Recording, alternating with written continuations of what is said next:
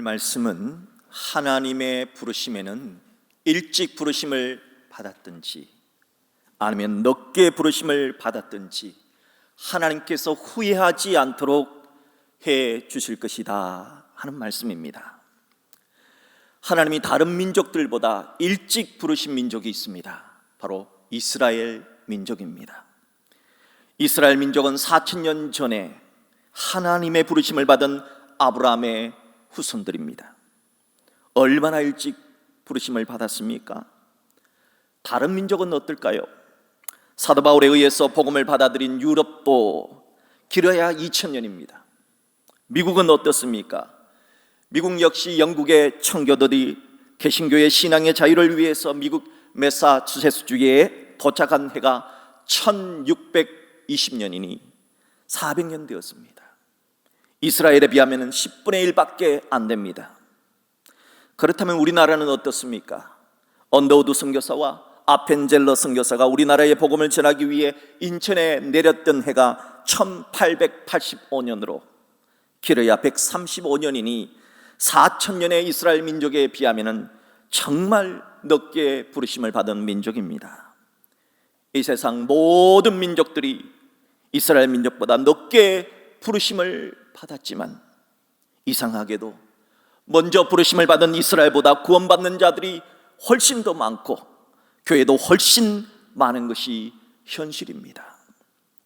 사도 바울은 자신은 이방인의 사도요 이방인의 선교사로서 외국에 나가서 예수 그리스도의 복음을 전하여 많은 외국인들이 이방 민족들이 예수 믿어 천국 가는 은혜를 받게 하는 통로가 되었습니다. 그런데 정작 자신의 일가 친척 이스라엘 사람들은 예수를 믿지 않는 문제 때문에 마음이 아팠습니다. 이 문제를 가지고 눈물로 기도하며 성경을 연구하던 그때 사도 바울은 성령의 감동으로 로마서를 기록하면서 하나님께서 지금 믿지 않고 있지만 그 이스라엘의 미래가 어떻게 될 것인가를 밝히 보여주셨고 그 놀라운 승리를 깨달은 사도 바울은 오늘 로마서 11장에 기록을 하게 되었습니다. 저는 오늘 로마서 11장의 말씀을 통해서 일찍 하나님의 부르심을 받았지만은 지금은 예수를 믿지 않는 이스라엘 민족의 미래는 어떻게 될 것인가 하는 것에 대한 말씀을 살펴보면서 여러분과 함께 은혜를 나누고자 합니다. 본문 1절을 보십시오. 그러므로 내가 말하노니 하나님이 자기 백성을 버리셨느냐? 진정 하나님께서는 이스라엘 사람들 4000년 전에 아브라함의 부르심을 받았던 그 사람들의 후손들을 지금 안 믿는다고 해서 버리신 것이냐? 그럴 수 없느니라. 하나님은 절대 이스라엘을 버린 적이 없다는 겁니다. 사도 바울은 왜 이렇게 확실하게 말합니까? 왜 이렇게 당당하게 말합니까? 그 증거가 뭡니까? 그 첫 번째 증거로 이렇게 말합니다. 나도 이스라엘인이요, 나도 아브라함의 씨에서 난 자요, 나도 베냐민 지파라. 사도 바울은 나를 봐라, 내가 증거다 이렇게 말합니다. 하나님이 버리신 사람이라면, 하나님이 버리셨다면 가장 먼저 버려야 될 사람이 사도 바울 자신이라는 겁니다. 과거 예수 믿기 전에 바울이 어땠습니까? 초대교회의 그 훌륭한 스데반 집사를 돌로 때려 죽이는데 앞장선 사람이 사울입니다. 초대교회의 성도들을 핍박하고 박해한 회방자요, 박해자, 핍박자, 죄인의 괴수가 바울이었습니다. 그런데도 하나님은 이런 죄인의 괴수 같던 나 같은 인간을 구원해 주셨다. 그래서 이방인의 사도가 되게 하셨다. 그러니 지금 믿지 않고 있는다고 해서 하나님이 그들을 내버려지지는 않는다 하는 겁니다. 일본에서 찬양 선교사로 활동 중인 이준석이라고 하는 선교사님이 있습니다. 이준석 선교사는 할머니가 무당이고 어머니도 무당이에요. 무당의 집에서 태어났고 무당의 집에서 자랐고, 이준석 씨는 예수의 옛자도 몰랐고 교회의 교자도 몰랐고 단 한 번 교회를 다녀본 적이 없습니다. 그런데 고등학교 때 학교 선생님이 전도를 하셔서 예수를 알게 되었습니다. 그래서 가르치신 찬송가가 너무나 좋았고 복음송가가 너무나 좋아서 나는 찬양 사역자가 되었으면 좋겠다 하는 마음을 품게 되었답니다. 교회에 다니는 것을 눈치챈 무당 어머니가 하루는 불러서 얘야, 준서가 한 집에 종교가 두 개면은 집이 망해, 교회 나가지 마 라고 협박을 했답니다. 그런 상황에서 교회를 계속 나가니까 무당 어머니에게 좋지 않은 일이 계속해서 생기더랍니다. 그러자 그 무당 어머니가 준서가 네가 예수 믿어서 조상신이 노예서 이런 일이 생겼으니 제발 예수 믿지 마라, 너 정말 예수 믿으려면 집을 나가라 해서 집에서 쫓겨나게 되었답니다. 집에서 쫓겨날 때도 어머니에게 엄마, 하나님은 엄마를 사랑하십니다. 엄마가 귀신한테 시달리지 않도록 제가 기도할게요. 그렇게 20대에 집을 나와 일본 찬양 사역자의 길을 가게 되었습니다. 여러분 어떻습니까? 할머니가 무당이요 어머니가 무당인 사람도 하나님이 부르셨다면 부르지 못할 사람이 누가 있겠습니까? 사도 바울은 나 같은 사람도 하나님이 버려지지 않았다 하는 첫 번째 증거로 바로 사도 바울 자신을 제시했던 겁니다. 사도 바울은 하나님이 이스라엘 민족을 버리시지 않으셨다 하는 두 번째 증거로 성경의 증거를 듭니다. 바로 엘리야 시대의 남은 자 이야기를 합니다. 선지자 엘리야가 활동하던 때는 영적으로 깜깜한 때였습니다. 그 당시에 통치자 아합 왕은 바알을 숭배한 숭배자로 하나님을 숨기던 승기자들을 다 죽였습니다. 하나님을 예배한 제단들을 부셔버렸습니다. 오늘날로 말하면 교회를 부셨고 목회자를 죽인 사람입니다. 그때 엘리야 선지자는 아합 왕을 만나서 바알이 가짜 신이다 하는 것을 증명하기 위해서 하늘에 3년 6개월 동안 비가 내리지 않을 것이다 선포했습니다. 그런데도 아합 왕은 바알을 숨기는 바알 선지자를 계속해서 장려하고 후원했습니다. 바알 축제를 성대하게 열었습니다. 그러자 선지자 엘리야는 이번에는 누가 진짜 하나님인지 대결하자, 바알이 하나님인지 여호와가 하나님인지 대결하자고 제안을 했습니다. 갈멜산에서 세기의 대결이 열렸습니다. 이걸 보려고 갈멜산의 백성들이 구름대처럼 모여들었습니다. 송아지를 잡아 각을 떴습니다. 나무 장작 위에 올려놓고 하늘에서 불을 내리는 신이 진짜 하나님이다 하는 대결을 펼쳤습니다. 450명에 대한 바알의 선지자들은 춤을 추고 소리를 지르고 바알을 불렀습니다. 칼과 창으로 자신의 몸에 상처를 내고 몸에 피를 흘려가면서까지 바알을 불렀습니다. 그러나 바알은 응답하지 않았습니다. 이제 엘리야 차례입니다. 엘리야가 여호와여 내게 응답하소서, 내게 응답하소서 기도하자 하나님께서는 하늘에서 불을 내려서 송아지와 나무 제단을 다 불살라 버렸습니다. 이래서 분명 바알은 가짜요 하나님이 진짜라는 것이 드러났습니다. 엘리야가 얼마나 기뻤겠습니까? 기쁜 엘리야는 아합 왕에게 지난 3년 6개월 동안 가뭄을 끝낼 비를 하나님이 내려주실 것이다 선포했습니다. 하늘에서 비가 내렸습니다. 이 정도 되면 아합 왕도 하나님께로 돌아왔을 줄 알았습니다. 그러나 아합 왕은 돌아서지 않았습니다. 오히려 강박한 아합 왕은 엘리야를 죽이려고 했습니다. 엘리야는 도망을 쳤습니다. 도망을 치면서 로뎀나무 아래서 세상이 왜 이런지, 이런 황당한 현실이 왜 이런지 너무 슬퍼서 하나님께 하소연을 합니다. 하나님께 충성을 다한 자들은 다 죽고 나밖에 없습니다. 나밖에 없습니다. 차라리 나를 죽여주십시오. 통곡을 했습니다. 그때 하나님이 엘리야에게 뭐라고 대답했습니까? 본문 로마서 11장 4절의 말씀을 보십시오. 내가 나를 위하여 바알에게 무릎을 꿇지 아니한 사람 7,000명을 남겨두었다. 엘리야는 나 혼자인 줄 생각했습니다. 그러나 하나님은 아니다, 너 혼자가 아니다, 너와 같던 하나님의 사람이 7,000이나 남겨두었다 하신 것입니다. 사도 바울은 엘리야 때처럼 지금도 은혜로 택하심을 따라 남은 자가 있게 하셨다 하는 남은 자의 신학을 선포하고 있습니다. 하나님은 칠흑같이 어두운 시대라 할지라도 하나님의 이름을 위해서라도 우리를 혼자 내버려 두지 않으십니다. 남은 자를 남겨두십니다. 지금도 하나님은 우리를 나 홀로 내버려 두지 않으시고 남은 자를 여러분 곁에 남겨두십니다. 이것이 하나님이 우리를 버리시지 않으셨다 하는 두 번째 증거입니다. 그렇다면 남은 자가 7천이라 해도 오늘날 전 세계에 흩어져 살고 있는 이스라엘 사람들의 수는 약 1,400만 명입니다. 그러면 대다수의 이스라엘 사람들이 아직도 예수를 믿지 않고 있는데 그들은 어떻게 될까요? 본문 7절을 보십시오. 그런 적 어떠하냐? 이스라엘이 구하는 그것을 얻지 못하고 오직 택하심을 입은 자가 얻었고 그 남은 자는 우둔하여 졌느니라. 아직까지 예수 믿지 않는 대다수의 이스라엘 사람들은 우둔하게 만드셨다는 겁니다. 우둔해졌다는 말은 굳은 살이 박힌 것처럼 영적으로 예수를 봐도 구원을 받아야 되겠다 하는 감각이 없어졌다는 겁니다. 본문 8절로 9절 10절을 보면은 모세와 다윗과 이사야의 말씀을 인용한 말씀이 등장을 합니다. 하나님이 어떤 사람을 우둔하게 하시는가를 들어보십시오. 먼저 이사야는 이사야 29장 10절에서 대저 여호와께서 깊이 잠들게 하는 영을 너희에게 부어주사 너희의 눈을 감기셨다 했습니다.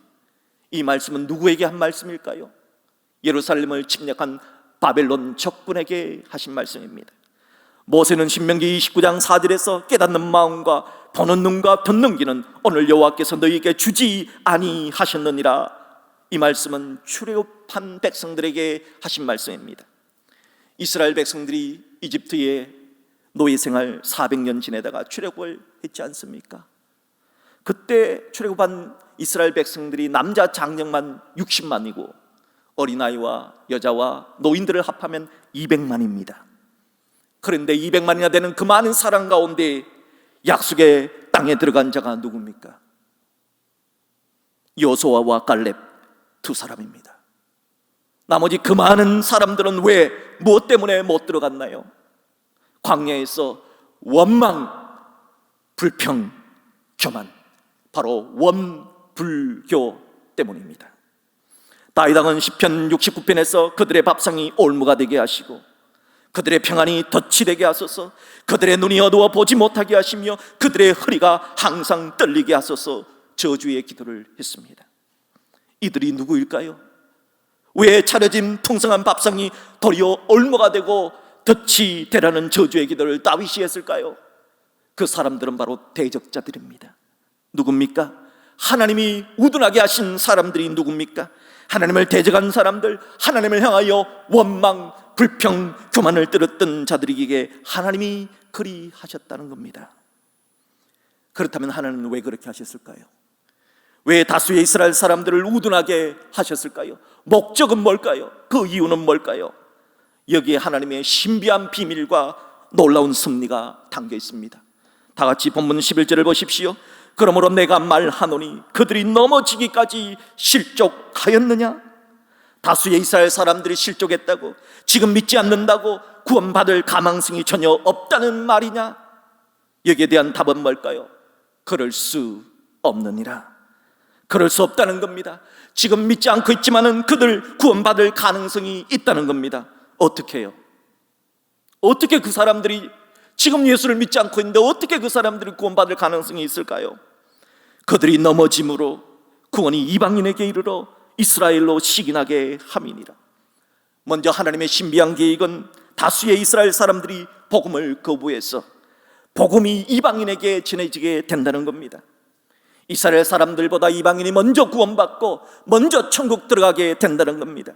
하나님이 그렇게 해서 이방인들이 먼저 구원받고 천국 가는 모습을 유대인들이 보고 이스라엘 사람들이 보고 배가 아프고 시기가 나고 질투가 나서 결국은 이스라엘 사람도 예수를 믿고 천국 가게 될 것이다 하는 겁니다. 이런 뜻입니다. 가난하고 배운 것이 시원치 않은 친척이 있었습니다. 그런데 언젠가부터 그 가난하고 배운 것도 없는 그 친척이 볼 때 잘 되는 거예요. 갑자기 부자가 되는 거예요. 자식들도 좋은 대학에 들어가는 거예요. 그러니까 다른 친척들이 묻습니다. 도대체 비결이 뭐냐? 어떻게 해서 너희 집은 이렇게 잘 되느냐? 그때 그 사람이 말합니다. 우리 집은 예수님 믿고 말씀대로 산 것밖에 없는데 하나님이 이렇게 복을 주셔서 그 말을 듣고 다른 친척이 말합니다. 그래, 시기가 나고 질투가 나서 예수를 믿게 된다는 겁니다. 사랑하는 성도 여러분, 저는 여러분 모두가 이와 같이 여러분이 정말 믿지 않는 일가 친척들이 시기가 나고 질투가 날 정도로 잘되고 부유하고 복되기를 주의 이름으로 축복합니다. 본문 12절을 보십시오. 그들의 넘어짐이 세상의 풍성함이 되며 다수의 이스라엘 사람들이 예수의 복음을 거부함으로써 선교사들이 이방 나라로 가게 되었다는 겁니다. 또한 그들의 실패가 이방인의 풍성함이 되거든 다수의 이스라엘 사람들이 선교사를 쫓아냈는데 도리어 이방 나라 사람들이 예수 믿어 복을 받게 되었다는 겁니다. 하물며 저희의 충만함이 되어 이방인도 믿어 복을 받았거늘 다수의 이스라엘 사람들이 하나님께 돌아올 때는 얼마나 큰 복을 받을 수 있겠느냐, 그렇게 말하고 있습니다. 이것이 하나님의 신비한 계획이요 놀라운 섭리입니다. 자, 계속해서 미래에 하나님이 어떻게 하실까 보십시오. 본문 25절 26절입니다. 형제들아, 너희가 스스로 지혜 있다 하면서 이 신비를 너희가 모르기를 내가 원하지 아니하노니 이 신비는 이방인의 충만한 수가 들어오기까지 이스라엘에 더러는 우둔하게 된 것이라. 그리하여 온 이스라엘이 구원을 받으리라. 하나님이 행하시는 신비한 계획은 다수의 이스라엘 사람들이 계속해서 영원토록 우둔하게 된 것이 아니라 일시적이라는 겁니다. 잠시 이방인들이 구원받는 수가 충만할 때까지, 그때까지만 예수를 거부하고 우둔하게 된다는 겁니다. 그 후에는, 지금은 안 믿는 사람이지만은 그 후에는 반드시 믿게 될 것이다 하는 희망의 미래를 선포하고 있습니다. 그래서 하나님의 은사와 부르심에는 후회하심이 없다 하는 겁니다. 이 놀라운 하나님의 신비한 계획을 깨닫고 이 놀라운 하나님의 은혜를 깨달은 사도 바울은 감탄할 수밖에 없습니다. 여러분, 남한에 계신 교인들이 440억 원을 모금했고, 그리고 정부가 통일협력기금 10억 원을 지원해서 450억 원으로 북한에 세운 대학이 있습니다. 바로 평양과학기술대학입니다. 이 평양과학기술대학은 토마스 선교사와의 순교와 깊은 관련이 있는데 정말 놀라운 하나님의 섭리가 그곳에 담겨져 있습니다. 1866년 평양 대동강에서 순교한 영국의 토마스 선교사는 한국교회 최초의 선교사입니다. 토마스 선교사가 1866년에 조선과의 무역을 원했던 미국의 상선 제너럴 셔먼호를 타고 대동강변에 도착을 했지만은 물이 빠져나간 대동강의 진업 바닥에 그 제너럴 셔먼호가 자초가 되고 말았습니다. 다음날 조선 관군들이 쏜 불화살을 피해 육지로 헤엄쳐 나온 그 미국의 사람들은 다 죽고, 토마스 선교사 역시 선교사로서 제대로 선교 한번 못하고 그 자리에서 죽게 됩니다. 토마스 선교사가 죽기 바로 직전에 자신의 품에 품고 있었던 성경 한 권을, 그 피 묻은 성경책을 조선 관군에 내밀며 예수 믿으시오 라고 소리치며 숨을 거둡니다. 그때 토마스 선교사를 죽인 사람이 바로 박충건이라고 하는 조선 관군이었는데, 토마스 선교사가 준 그 성경책을 읽고 평안도 안주교회의 장로가 됩니다. 당시 평양성의 관리가 박영식이라고 하는 사람인데, 이 사람은 토마스 선교사가 중국에서 가져온 3권의 한자 성경을 보관하고 있었는데, 그 당시에는 종이가 아주 귀한 시대라서 이분이 한문 성경을 다 뜯어서 자기 집 방에 전부 다 도배를 했답니다. 그러다 도배를 했으니까 밥을 먹을 때도 보이고 누웠을 때도 보이니까 도대체 뭔가 싶어서 그 한문 성경을 읽고 이 박영식이라고 하는 사람도 예수님을 믿게 되었답니다. 최칠랑이라고 하는 사람이 성경으로 도배가 된 그 박영식의 집을 매입을 해서 여관을 만들었는데요, 몇 년 후에 흥선대원군이 이제 죽고 난 다음에 이제 드디어 문호가 개방이 됩니다. 그리고 평양에 복음을 전하기 위해서 마포 삼열 선교사와 한석진 목사님이 그 여관에 머물게 되었습니다. 깜짝 놀랐지요. 세상에 어떻게 하나님의 말씀이 여기에 벽에 다 붙어 있느냐. 그래서 여러분, 그곳을 사서 교회를 만들었는데, 그것이 우리나라 최초의 부흥이었던 1907년 바로 평양 장대현 교회가 바로 그곳이 된 것입니다. 정말 놀랍지 않습니까? 몇 년 후에 이제 1933년도에 토마스 선교사의 순교를 기억하자는 취지로 평양 대동강변에 교회를 하나 세웠는데, 그만 6.25 한국전쟁 때 다 그 교회 흔적이 사라졌습니다. 그러다가 우리 개신교인이 돈을 모아서 이제 평양에 과학기술대학을 지으려고 2002년도에 땅을 파기 시작했는데, 그런데 그 땅을 파는 중에 토마스 선교사의 기념교회의 종탑을 비롯한 유물이 발견이 되었습니다. 바로 그 위에 평양의 과학기술대학이 설립되어져 있는 것입니다. 여러분 어떻습니까? 토마스 선교사는 조선 땅에 내리자마자 순교를 당했지만, 그를 죽인 자가 교회의 장로가 되고, 그가 준 성경책으로 도배한 곳이 평양 대부흥운동의 장대현 교회가 되고, 그를 기념한 교회가 평양에 있는 과학기술대학, 유일한 북한의 사립대학이 되었다 하는 역사는 정말 놀랍고 신비한 하나님의 섭리가 아니고 무엇으로 말씀드릴 수가 있겠습니까? 이렇게 놀라운 섭리와 놀라운 신비하고도 놀라운 하나님의 계획을 깨달은 사도 바울은 33절에서 깊도다 하나님의 지혜와 지식의 풍성함이요, 그의 판단은 헤아리지 못할 것이며 그의 길은 찾지 못할 것이로다 고백합니다. 하나님은 이렇게 우리들이 알지 못하지만 거대하고 놀라운 섭리로 이 세상을 역사하고 있습니다. 그런데도 사도 바울은 그걸 몰라서 내 친척은 왜 예수를 믿지 않느냐고, 차라리 나를 생명책에서 쥐어버려 달라고 그렇게 기도했던 자신이 부끄러웠습니다. 그리고 하나님의 그 놀라운 섭리에 감탄하고 찬송을 합니다. 누가 주의 마음을 알았느냐? 누가 그의 모사가 되었느냐? 누가 주께 먼저 드려서 갚으심을 받겠느냐? 아무도, 그 누구도 창조주 하나님의 지혜와 지식을 따라갈 자 없다는 것입니다. 그리고 로마서 1장부터 11장까지 이 위대한 구원론의 결론을 36절에서 이렇게 내립니다. 이는 만물이 주에게서 나오고 주로 말미암고 주에게로 돌아감이라.